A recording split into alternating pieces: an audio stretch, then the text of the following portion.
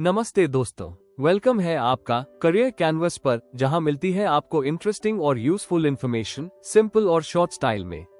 अगर आप नए हो तो सब्सक्राइब करना ना भूलना और बेल आइकॉन जरूर दबाओ ताकि कोई भी अमेजिंग अपडेट मिस ना हो जाए। तो आइए आरंभ करते हैं। प्रिय विद्यार्थियों, जरा इमेजिन करो एक ऐसा समय जब भारत एक सिंगल कंट्री की तरह यूनाइटेड नहीं था, बल्कि छोटे छोटे राज्यों में बंटा हुआ था। हर जगह अलग राजा, अलग रूल और हर जगह अपनी अपनी पावर की लड़ाई चल रही थी।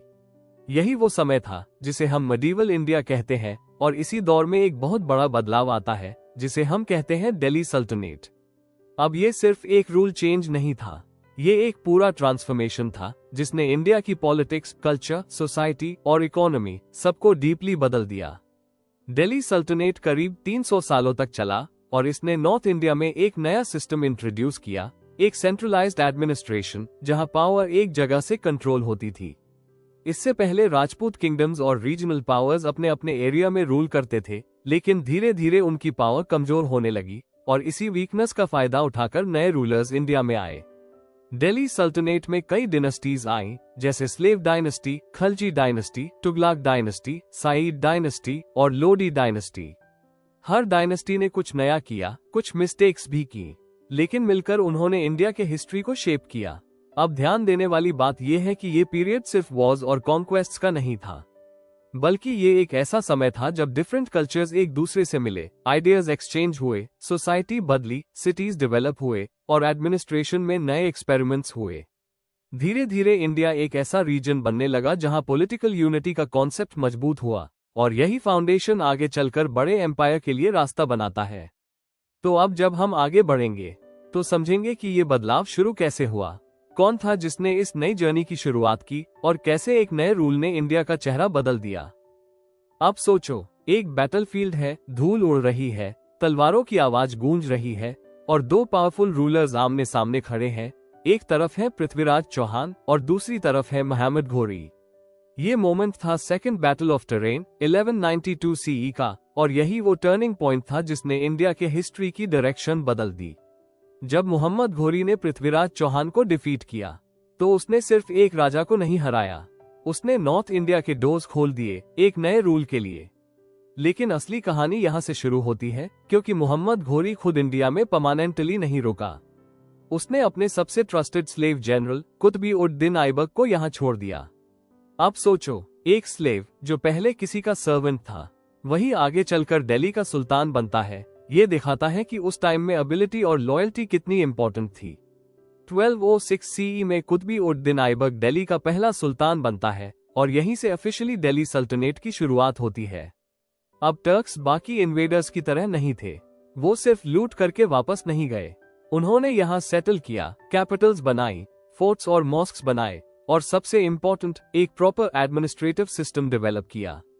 उन्होंने एक स्ट्रॉन्ग आर्मी सिस्टम बनाया, एक ऑर्गेनाइज्ड रेवेन्यू सिस्टम शुरू किया और अलग अलग रीजन्स में गवर्नर्स अपॉइंट किए ताकि पूरे एरिया को एफिशिएंटली कंट्रोल किया जा सके। लेकिन इंटरेस्टिंग बात यह है कि उन्होंने पूरी तरह से इस्लामिक सिस्टम इंपोज नहीं किया, बल्कि इंडियन कंडीशंस के हिसाब से उसे अडेप्ट किया ताकि रूल स्टेबल रह सके। धीरे धीरे ये सिस्टम इतना मजबूत हो गया कि इंडिया, जो पहले छोटे छोटे किंगडम्स में डिवाइडेड था, वो एक बड़े सेंट्रलाइज्ड अथॉरिटी के अंडर आने लगा। और अगर हम हिस्ट्री को ध्यान से देखें तो गुप्ता पीरियड के बाद पहली बार ऐसा हुआ था कि इतना बड़ा रीजन एक सिंगल पावर के अंडर आया। तो अब समझो, ये सिर्फ एक जीत नहीं थी, ये एक नया चैप्टर था जिसने इंडिया के पॉलिटिकल स्ट्रक्चर को पूरी तरह बदल दिया। और अब इसी के साथ एक और बदलाव धीरे धीरे शुरू होता है, जो तलवार से नहीं बल्कि दिलों से फैलता है। अब जब टर्किश रूल एस्टैब्लिश हो चुका था तो एक नेचुरल क्वेश्चन उठता है, क्या इस्लाम सिर्फ फोर्स से फैला? लेकिन असलियत इससे कहीं ज्यादा डीप और इंटरेस्टिंग है। इस्लाम का स्प्रेड एक स्लो और कॉम्प्लेक्स प्रोसेस था। ये सिर्फ कॉन्क्वेस्ट की वजह से नहीं हुआ, बल्कि लोगों के बीच इंटरैक्शन, अंडरस्टैंडिंग और एक्सेप्टेंस से हुआ। दिल्ली सल्तनत के रूलर्स मुस्लिम थे, लेकिन जिन लोगों पर वो रूल कर रहे थे उनमें मेजॉरिटी हिंदू पॉपुलेशन थी। तो उनके सामने चैलेंज था, कैसे डिफरेंट कम्युनिटीज को साथ लेकर चला जाए। और यहीं पर एंट्री होती है सूफी सेंट्स की, जो इस पूरी कहानी की सबसे ब्यूटीफुल कैरेक्टर्स है। सूफीज ने लोगों को फियर या फोर्स से नहीं, बल्कि लव, कंपैशन और इक्वालिटी के मैसेज से अट्रैक्ट किया। लेकिन इसके साथ साथ रूलर्स का इनडायरेक्ट सपोर्ट, जिसे हम स्टेट पैट्रनेज कहते हैं, भी कहीं ना कहीं इस प्रोसेस को स्ट्रेंथन करता था, क्योंकि पॉलिटिकल पावर के कारण इस्लामिक इंस्टीट्यूशंस को प्रोटेक्शन और रिसोर्सेज मिलते थे, जिससे इस्लाम का इन्फ्लुएंस धीरे धीरे और फैलता गया। सूफीज ने कहा, गॉड एक है और हर इंसान इक्वल है, कोई ऊंचा नीचा नहीं, और यही बात सोसाइटी के उन लोगों को डीपली टच करती है जो कास्ट डिस्क्रिमिनेशन से परेशान थे। चिश्ती, सुहरावर्दी और कादरी ऑर्डर्स जैसे ग्रुप्स ने विलेजेस और सिटीज में जाकर लोगों से कनेक्ट किया, उनकी लैंग्वेज में बात की, उनकी प्रॉब्लम्स समझी और उन्हें स्पिरिचुअल गाइडेंस दी। उनके सेंटर्स, जिन्हें खंकस कहा जाता था, सिर्फ रिलीजियस प्लेसेस नहीं थे, वो लर्निंग, डिस्कशन और पीस के सेंटर्स बन गए थे। इसके साथ ही मॉस्क्स और मदरसास भी नॉलेज के हब्स बन गए, जहां लोग एजुकेशन और स्पिरिचुअलिटी दोनों सीखते थे। धीरे धीरे लोग इस्लाम को अपनाने लगे, लेकिन ये एडॉप्शन नेचुरल था, किसी प्रेशर की वजह से नहीं, बल्कि इसलिए क्योंकि उन्हें उसमें इक्वालिटी और रिस्पेक्ट मिला। और इंटरेस्टिंग बात यह है कि इस्लाम खुद भी इंडिया में आकर बदलता है। उसने लोकल ट्रेडिशंस को अब्सॉर्ब किया, फेस्टिवल्स, कस्टम्स और लाइफस्टाइल में एक मिक्स कल्चर डेवलप हुआ। यानी एक तरफ इस्लाम इंडिया में फैल रहा था और दूसरी तरफ इंडिया की कल्चर भी उसे शेप कर रही थी। तो अब समझो, ये सिर्फ रिलीजन का स्प्रेड नहीं था, ये एक कल्चरल इंटरैक्शन था, जहां दो अलग वर्ल्ड्स मिल रहे थे और एक नई आइडेंटिटी बना रहे थे। और यही चीज दिल्ली सल्तनत को इतना यूनिक बनाती है कि ये सिर्फ रूलर्स की कहानी नहीं है, ये लोगों, बिलीफ्स, इमोशंस और बदलाव की कहानी है। और अब जैसे जैसे हम आगे बढ़ेंगे, हम देखेंगे कि ये इंटरैक्शन इंडिया की सोसाइटी को और कैसे ट्रांसफॉर्म करता है। अब तक हमने देखा कि कैसे पावर बदली, रूल बदला और सोसाइटी में नए आइडियाज आए। लेकिन अब इमेजिन करो कि ये बदलाव सिर्फ सोच में नहीं, बल्कि हमारी आंखों से दिखने वाली चीजों में भी दिखाई देने लगा, बिल्डिंग्स, डिजाइन्स और आर्ट में। दिल्ली सल्तनत का एक सबसे ब्यूटीफुल कंट्रीब्यूशन था इंडो इस्लामिक कल्चर का डेवलपमेंट, यानी दो अलग कल्चर्स का मिलकर एक नया रूप लेना।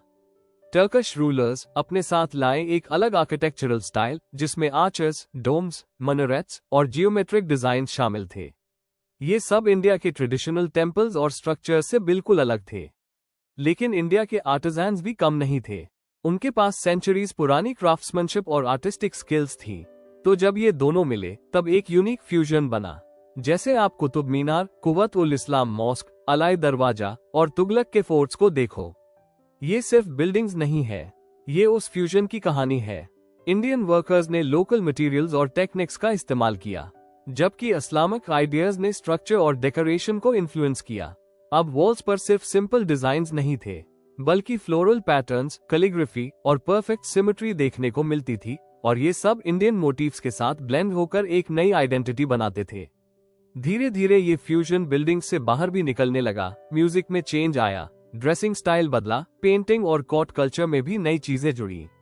आप सोचो, जब दो कल्चर्स एक दूसरे को एक्सेप्ट करते हैं, तो सिर्फ कोएग्जिस्ट नहीं करते, बल्कि एक नया वर्ल्ड क्रिएट करते हैं।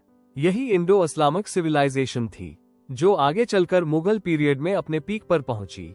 तो अब समझो, ये सिर्फ आर्किटेक्चर नहीं था, ये एक साइलेंट कॉन्वर्सेशन थी, स्टोन और डिजाइन के थ्रू, जो हमें आज भी हिस्ट्री की कहानी सुनाती है। और अब जैसे कल्चर बदल रहा था, वैसे ही लैंग्वेज भी धीरे धीरे बदलने लगी। अब सोचो, जब अलग अलग लोग एक साथ रहते हैं, अलग लैंग्वेजेस बोलते हैं, तो क्या होता है? धीरे धीरे उनके बीच एक नई लैंग्वेज पैदा होती है, जो सबको जोड़ती है। और दिल्ली सल्तनत में भी कुछ ऐसा ही हुआ। इस समय पर्शियन ऑफिशियल लैंग्वेज थी, कोर्ट, एडमिनिस्ट्रेशन और रिकॉर्ड्स सब पर्शियन में होते थे, और इसे एक हाई स्टेटस लैंग्वेज माना जाता था। जो लोग पर्शियन जानते थे, उन्हें एजुकेटेड और पावरफुल समझा जाता था, इसलिए ये लैंग्वेज प्रेस्टीज का सिंबल बन गई। लेकिन दूसरी तरफ इंडिया के आम लोग अपनी लोकल लैंग्वेजेस बोलते थे, जैसे खारी बोली और अन्य डायलेक्ट्स। अब जब पर्शियन स्पीकिंग एलीट्स और लोकल पॉपुलेशन के बीच इंटरैक्शन हुआ, तो एक नई लैंग्वेज धीरे धीरे डेवलप होने लगी, जिसे हम आज उर्दू कहते हैं। उर्दू कोई अचानक बनी हुई लैंग्वेज नहीं थी, ये एक ग्रेजुअल प्रोसेस था, जिसमें पर्शियन, अरबिक, टर्किश और इंडियन लैंग्वेजेस सबका कंट्रीब्यूशन था। शुरुआत में ये लैंग्वेज मेनली मिलिट्री कैंप्स और अर्बन एरियाज में यूज होती थी, क्योंकि वहां अलग अलग बैकग्राउंड के लोग एक साथ रहते थे। धीरे धीरे उर्दू कम्युनिकेशन का ब्रिज बन गई, जिसने लोगों को कनेक्ट किया। पर्शियन के वर्ड्स इंडियन वोकैब्युलरी में शामिल होने लगे, जिससे लिटरेचर और पोएट्री में एक नई रिचनेस आए। इस समय कई इंपॉर्टेंट हिस्टोरिकल रिकॉर्ड्स और लिटरेरी वर्क्स पर्शियन में लिखे गए, जो आज भी हमें उस समय की अंडरस्टैंडिंग देते हैं। और इंटरेस्टिंग बात यह है कि उर्दू सिर्फ लैंग्वेज नहीं थी, ये एक कल्चरल आइडेंटिटी बन गई, जिसमें इमोशन, एक्सप्रेशन और क्रिएटिविटी सब शामिल थे। तो अब समझो, जब कल्चर मिलते हैं तो सिर्फ बिल्डिंग्स ही नहीं बनती, लैंग्वेजेस भी जन्म लेती है, और यही लैंग्वेज आगे चलकर इंडिया के कल्चर को और भी डीपन करती है। और इसी के साथ एक और बदलाव आता है, जो सिटीज और इकोनॉमी को पूरी तरह बदल देता है। अब इमेजिन करो एक ऐसा इंडिया जहां सिर्फ विलेजेस ही नहीं बल्कि बड़े बड़े सिटीज डेवलप हो रहे हैं। मार्केट्स में भीड़ है, ट्रेडर्स अलग अलग देशों से आ रहे हैं और इकोनॉमी धीरे धीरे मजबूत हो रही है। दिल्ली सल्तनत ने इस पूरे ट्रांसफॉर्मेशन में बहुत बड़ा रोल प्ले किया। सबसे पहले उन्होंने लार्ज रीजन्स में पॉलिटिकल स्टेबिलिटी एस्टैब्लिश की, और जब स्टेबिलिटी आती है तो ट्रेड अपने आप बढ़ने लगता है। इंडिया अब सिर्फ एक आइसोलेटेड रीजन नहीं रहा, बल्कि वो जुड़ गया सेंट्रल एशिया, वेस्ट एशिया और अफ्रीका जैसे एरियाज से ट्रेड रूट्स के थ्रू। अब गुड्स का एक्सचेंज होने लगा। Textiles, spices, horses, precious stones और हैंडीक्राफ्ट्स जैसी चीजें दूर दूर तक जाने लगी। इससे सिर्फ व्यापार नहीं बढ़ा, बल्कि इंडिया की रेप्यूटेशन भी इंटरनेशनल लेवल पर स्ट्रांग हुई। धीरे धीरे कई सिटीज डेवलप होने लगे, जैसे दिल्ली, लाहौर, मुल्तान, दौलताबाद और आगरा। ये सब इंपॉर्टेंट अर्बन सेंटर्स बन गए। इन सिटीज में मार्केट्स बने, रोड्स इंप्रूव हुए और ट्रैवलर्स के लिए सराइज यानी रेस्ट हाउसेस बनाए गए, ताकि लॉन्ग डिस्टेंस ट्रेड आसान हो सके। सल्तनट्स ने कॉइनेज सिस्टम इंट्रोड्यूस किया, जिससे ट्रांजैक्शंस इजी और ऑर्गेनाइज्ड हुए। और फिर आता है एक इंटरेस्टिंग कैरेक्टर, अलाउद्दीन खलजी, जिसने मार्केट रिफॉर्म्स लागू किए। उसने प्राइसेस कंट्रोल किए ताकि गुड्स अफोर्डेबल रहें और सप्लाई स्मूथ बनी रहे। ये एक तरह का इकोनॉमिक एक्सपेरिमेंट था, जो उस समय के लिए बहुत एडवांस था। अर्बनाइजेशन के साथ क्राफ्ट्स और इंडस्ट्रीज भी बढ़ने लगी। आर्टिजन्स ऑर्गेनाइज्ड ग्रुप्स यानी गिल्ड्स में काम करने लगे। एक नया मर्चेंट क्लास उभरा, जो इकोनॉमी का बैकबोन बन गया। अब सोसाइटी सिर्फ एग्रीकल्चर पर डिपेंडेंट नहीं रही, बल्कि ट्रेड और इंडस्ट्री भी इक्वली इम्पोर्टेंट हो गए। तो अब समझो, दिल्ली सल्तनत ने सिर्फ रूल नहीं किया, उसने सिटीज को ग्रो किया, इकोनॉमी को स्ट्रेंथन किया और इंडिया को ग्लोबल ट्रेड नेटवर्क का हिस्सा बना दिया। और यही चेंजेस आगे चलकर इंडिया को एक पावरफुल इकोनॉमिक रीजन बनाने में मदद करते हैं। तो इस पूरी कहानी में हमने देखा कि कैसे पावर, कल्चर, लैंग्वेज और इकोनॉमी सब एक साथ बदलते हैं और मिलकर एक नई सिविलाइजेशन क्रिएट करते हैं। अब जैसे जैसे दिल्ली सल्तनत अपनी पावर को बढ़ा रहा था, वैसे वैसे एक और रियलिटी सामने आ रही थी कि इंडिया इतना आसान नहीं था कंट्रोल करना, क्योंकि यहाँ पहले से ही स्ट्रॉन्ग रीजनल किंगडम्स मौजूद थे, जो अपनी इंडिपेंडेंस को छोड़ने के लिए तैयार नहीं थे। राजपूत्स अपने फोर्ट्स और वीरता के लिए जाने जाते थे, डेक्कन के रूलर्स अपने अलग इन्फ्लुएंस में थे और साउथ इंडिया के किंगडम्स अपनी शक्ति में मजबूत थे। ऐसे में सल्तनत का हर कदम एक चैलेंज बन जाता था। अलाउद्दीन खलजी जैसे रूलर्स ने कई मिलिट्री कैंपेन्स शुरू किए, राजपूत फोर्ट्स को कैप्चर करने के लिए और डेक्कन तक अपने एम्पायर को एक्सपैंड करने के लिए। वहीं मोहम्मद बिन तुगलक ने भी एम्बिशियस एक्सपेंशन की कोशिश की, लेकिन ये सब आसान नहीं था। हर जीत के पीछे एक बड़ी कॉस्ट छिपी थी। रिसोर्सेज ड्रेन होते जा रहे थे, आर्मी को मेंटेन करना मुश्किल हो रहा था और ट्रेजरी पर प्रेशर बढ़ रहा था। एक तरफ एक्सपेंशन हो रहा था, लेकिन दूसरी तरफ रिबेलियंस भी लगातार उठ रहे थे। लोकल रूलर्स बार बार रिवोल्ट करते थे, जिससे सेंट्रल अथॉरिटी कमजोर दिखने लगती थी। ये एक कंटिन्यूअस स्ट्रगल बन गया था सेंटर और रीजनल पावर्स के बीच, जहां कोई भी पूरी तरह जीत नहीं पा रहा था। सल्तनत जितना एक्सपैंड करता, उतना ही कंट्रोल करना मुश्किल होता जाता। इसे हम ओवर एक्सटेंशन कहते हैं, जहां एम्पायर बहुत बड़ा हो जाता है लेकिन उसे मैनेज करना कठिन हो जाता है। यही कॉन्फ्लिक्ट्स हमें ये सिखाते हैं कि सिर्फ टेरिटरी जीतना इनफ नहीं होता, उसे स्टेबल रखना उससे भी ज्यादा चैलेंजिंग होता है। और यही स्ट्रगल आगे चलकर इंडिया के पॉलिटिकल फ्यूचर को शेप करता है। और अब जब हम इस पूरी जर्नी को देखते हैं, तो समझ आता है कि ये सब सिर्फ उस समय के लिए नहीं था, बल्कि ये फ्यूचर के लिए एक स्ट्रॉन्ग फाउंडेशन तैयार कर रहा था। क्योंकि दिल्ली सल्तनत ने जो सिस्टम्स बनाए, वही आगे चलकर मुगल एम्पायर की स्ट्रेंथ बने। सोचो, एक एम्पायर जो इतने बड़े और डाइवर्स पॉपुलेशन को रूल करता है, उसके लिए strong administration, organised revenue system, disciplined military और रिफाइंड कोर्ट कल्चर कितना जरूरी होता है, और ये सब सल्तनत ने पहले ही डेवलप कर दिया था। मुगल्स ने कुछ नया शुरू नहीं किया, बल्कि सल्तनत के एक्सपेरिमेंट्स को और बेहतर बनाया, उन्हें रिफाइन किया और एक स्टेबल फॉर्म दिया। पर्शियन लैंग्वेज और लिटरेचर, जो सल्तनत के समय प्रेस्टीज का सिंबल थे, वही मुगल कोर्ट में और भी फ्लोरिश हुए। आर्किटेक्चर और कल्चरल फ्यूजन, जो हमने पहले देखा, वही मुगल पीरियड में अपने पीक तक पहुंचा, जहां ब्यूटी और परफेक्शन दोनों साथ दिखते हैं।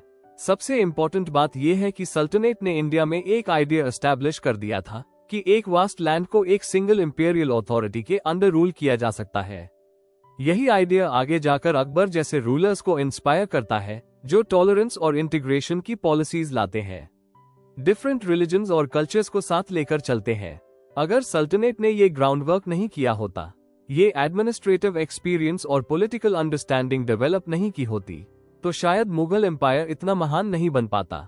तो अब समझो, सल्तनत सिर्फ एक चैप्टर नहीं था, ये एक प्रिपरेशन था, एक ट्रेनिंग ग्राउंड जिसने फ्यूचर को शेप किया। और अब जब हम इस पूरी कहानी को एक साथ जोड़कर देखते हैं, तो हमें समझ आता है कि दिल्ली सल्तनत को सिर्फ फॉरेन रूल कह देना बहुत छोटी सोच होगी, क्योंकि ये पीरियड एक्चुअली एक डीप ट्रांसफॉर्मेशन का समय था, जिसने इंडिया को हर लेवल पर बदल दिया। पॉलिटिकल स्ट्रक्चर बदल गया, जहां सेंट्रलाइज्ड सिस्टम मजबूत हुआ, कल्चरल फ्यूजन हुआ, जहां अलग अलग ट्रेडिशंस मिलकर एक नई आइडेंटिटी बने, इकोनॉमी ग्रो हुई, ट्रेड और सिटीज डेवलप हुए और सोसाइटी में नए आइडियाज आए। हाँ, इस दौरान कन्फ्लिक्ट्स भी हुए, रिबेलियंस भी हुए, चैलेंजेस भी आए, लेकिन यही स्ट्रगल्स इस पीरियड को रियल बनाते हैं और यही इसे मीनिंगफुल बनाते हैं। दिल्ली सल्तनत ने एक ब्रिज का काम किया, जो एंशिएंट इंडिया को मेडिवल इंडिया से जोड़ता है और आगे मुगल पीरियड तक ले जाता है। ये एक ऐसा दौर था जिसने आने वाले सेंचुरीज के लिए डायरेक्शन सेट की, एक ऐसी लेगेसी छोड़ी जो आज भी हमारे आर्किटेक्चर, लैंग्वेज, कल्चर और सोसाइटी में दिखाई देती है। तो जब भी हम इस पीरियड को पढ़ें, इसे सिर्फ वॉर्स और रूलर्स की कहानी की तरह मत देखो, इसे एक जर्नी की तरह समझो, एक बदलाव की कहानी जिसने इंडिया को धीरे धीरे शेप किया और एक नई पहचान दी। Thank you. अगर वीडियो पसंद आया हो तो एक लाइक जरूर कर देना और कमेंट में बताओ आपका क्या थॉट है। चैनल को सब्सक्राइब करो और शेयर करो अपने दोस्तों के साथ, नॉलेज बढ़ाओ फन के साथ। मिलते हैं नेक्स्ट वीडियो में, तब तक के लिए stay curious and keep learning and follow the career canvas, freedom to dream big.